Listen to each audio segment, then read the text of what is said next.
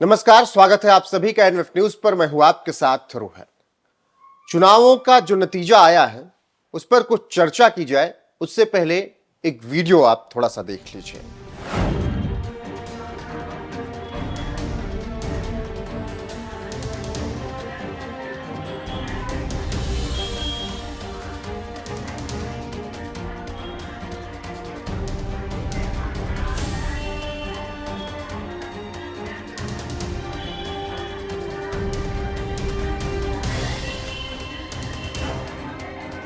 इन तस्वीरों को देखने के बाद आप सोच रहे होंगे कि हम इस वीडियो को क्यों दिखा रहे हैं।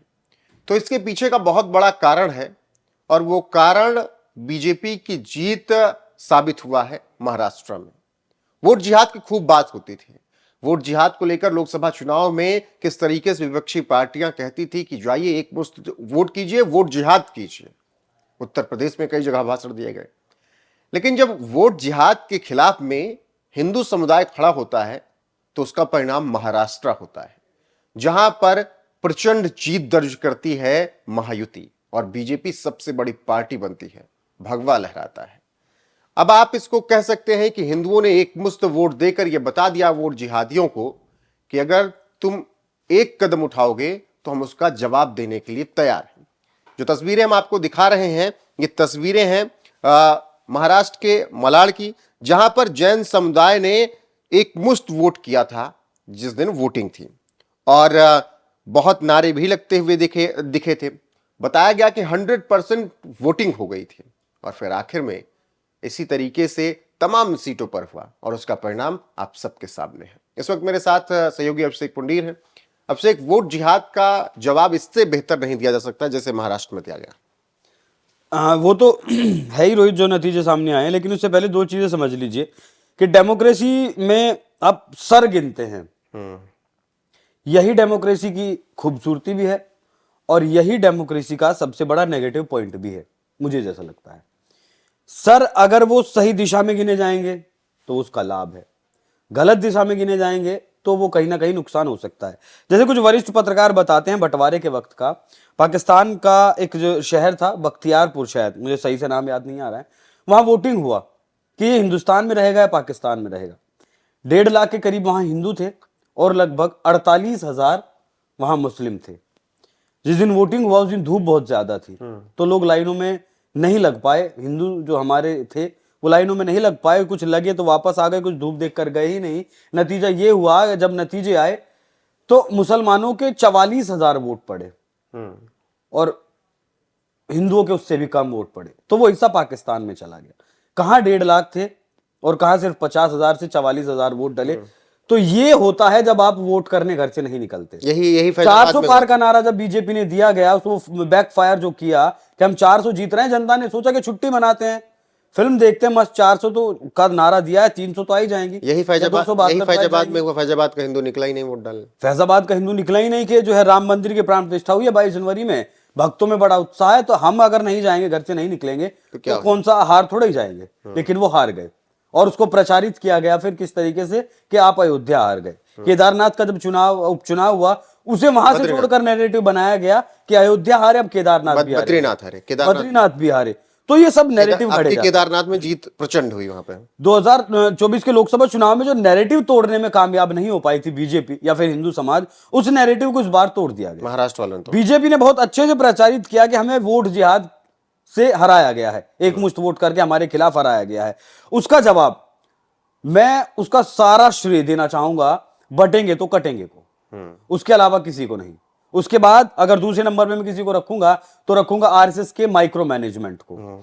लेकिन वो तब की बात है जब मेरी इच्छा है कि मैं वोट डालने के लिए जाऊं। लेकिन इच्छा शक्ति जहां से वो बनी, आधार जो योगी आदित्यनाथ ने तैयार करके दिया, एग्जाम्पल्स जो दिए, उदाहरण जो दिए, बांग्लादेश का, कश्मीर का जो उदाहरण दिया, अफगानिस्तान का जो दिया, पाकिस्तान का जो दिया, और फिर हमने भी देखा महाराष्ट्र में किस तरीके से जो कट्टरपंथी लोग हैं वो हावी हैं। अबू आजमी का तो बयान आपने सुना ही था, 2 हैं 8 हो गए तो पता नहीं क्या कुछ कर देंगे।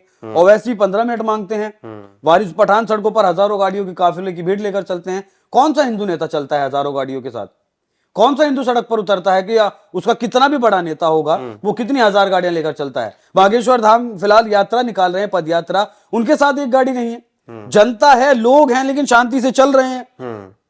बिल्कुल। और उसमें एक जिस तरीके से अभिषेक ने जिक्र किया कि बटेंगे तो कटेंगे, फिर आरएसएस का मैनेजमेंट, उसमें देवेंद्र फडणवीस भी बहुत कहीं ना कहीं उनके बयान औरंगजेब को लेकर, जिस कट एंड क्लियर थे महाराष्ट्र में कि आपके पास दो ऑप्शन है, औरंगजेब की विचारधारा चुननी है या शिवाजी की विचारधारा चुननी है।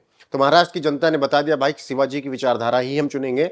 और क्यों ना चुने वो शिवाजी और की विचारधारा? औरंगजेब इतिहास का सबसे बड़ा गुंडा जो बताया गया। जिस वक्त राहुल गांधी को मंच पर वीर शिवाजी की प्रतिमा भेंट की जाती है, राहुल गांधी एक हाथ से उस प्रतिमा को पकड़ते हैं, दोनों हाथों से पकड़ के वो पीछे तक नहीं रखते हैं, इशारा कर देते कि पीछे रख दीजिए इसे। क्यों ना चुने लोग वीर शिवाजी की धरती को? वो वीर शिवाजी थे जिन्होंने मुगलों को खदेड़ा। इस देश का अगर हिंदू बहन बेटी को सुरक्षित रखने का प्रण लिया था तो वो वीर शिवाजी ही थे।